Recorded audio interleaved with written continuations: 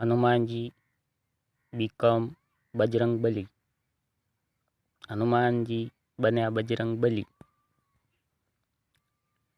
રામ અયોધ્યાના રાજા બન્યા પછી એક દિવસ હનુમાનજીએ સીતા માતાને લલાટમાં સિંદૂર પૂરતા જોયા, એટલે હનુમાનજીએ ઉત્સુકતાથી એમને આ વિશે પૂછ્યું. સીતા માતાએ એમને કહ્યું કે સૌભાગ્યવતી સ્ત્રી માટે આ એક વિધિ છે, જેના થકી એના પતિને તંદુરસ્તીભર્યું દીર્ઘાયુષ્ય મળે, એટલે કે રામને દીર્ઘાયુષ્ય મળે.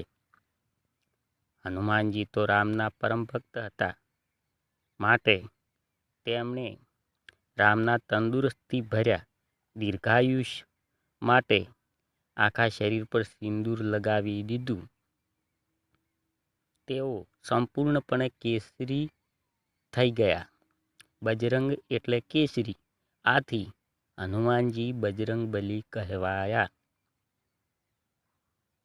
જય સિયાવર રામ, જય હનુમાન.